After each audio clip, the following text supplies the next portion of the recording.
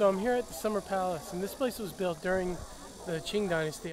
And this place is best known for as being the playground of the Empress Dowager Cixi. And she was known for just spending all kinds of money to build things here, like the marble boat and all these different extravagant pavilions and things like that. And you'll see that as I go into the park. And just like any of the other imperial places that I've been to, I mean, it's becoming kind of repetitive. Like, it's just a really, really green place. And it's really nice to be out of the sun, but all these trees make it really humid. I'm sweating like crazy.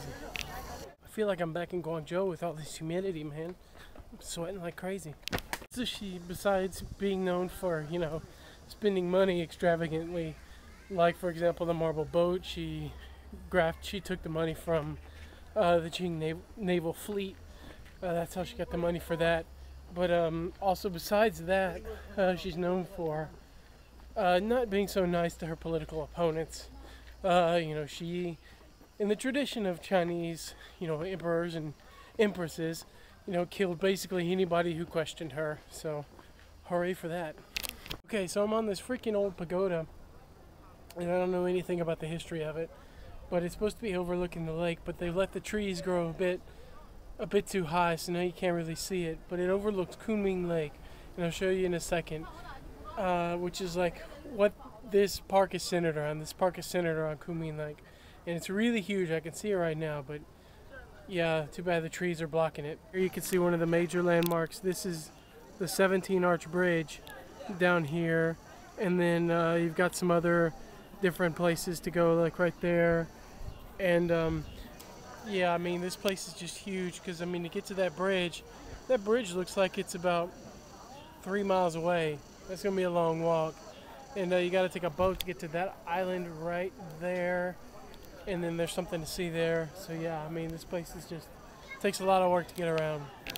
In front of me here is the most well-known part of the Summer Palace. Every time you see a picture of it, it's gonna be that building right there, and it's set around Kunming Lake. And yeah, it's just really beautiful place. Man, I'm getting a lot of weird looks for doing my video vlogging. Now this right here is called Suzhou Street, and it's modeled after different villages and cities in Jiangsu province. And Suzhou is one of the biggest cities, and in the area around there are cities that are kind of modeled after this. And it's just a really cool area where you can buy different, you know, traditional trinkets, and you know, there's restaurants and places where you can go and chill, basically, to get away from all the craziness that's at the park. But one of the things that I love about these traditional sites right here is just being surrounded by just the classical Chinese-ness of it all. You know, it's just got that ancient, you know, architecture and these really cool paintings and details. And it's just, you know, and when you think about the history that has passed through these walls, you know, like one of the most infamous of all Chinese political figures of Chinese history, you know, passed right through where I'm walking right here, and took her meals and lived in a building right behind where I'm standing right now, and all this kind of stuff. I mean, and it happened right here. I mean, and that's just what it's all about. Behind me is the Le Shotang. This is the Hall of Happiness and Longevity, and this is the place where Cixi actually lived. And it was burnt down in, I believe, 1880, and then it was reconstructed in 1866 or 1886. And yeah, this place where she actually lived, but unfortunately you can't actually go into it and see it. They've, you know, got a barrier up and everything, so it's too bad. You know, since this is a world famous tourist site, I've seen tons of foreigners, but absolutely none of them are from America.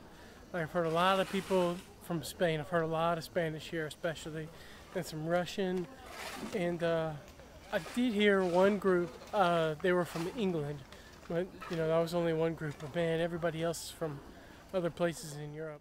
You know, although I was by myself that day and I didn't really get to speak much English, and the fact that, you know, the humidity was just disastrous that day, you know, I really had a pretty good time. You know, I came away, you know, after going through all of these really cool corridors of history, and I climbed up to the Tower of Buddhist Incense, and I saw all of this, you know, classical Chinese stuff, and you know, I just can't really describe it. It was just a a really great time, and it was the last major tourist site that I visited before I left China. And, I think it was one of the best decisions that I made. Even though the weather wasn't great and I was by myself, I didn't have anybody with, who cares? I just had a really great time.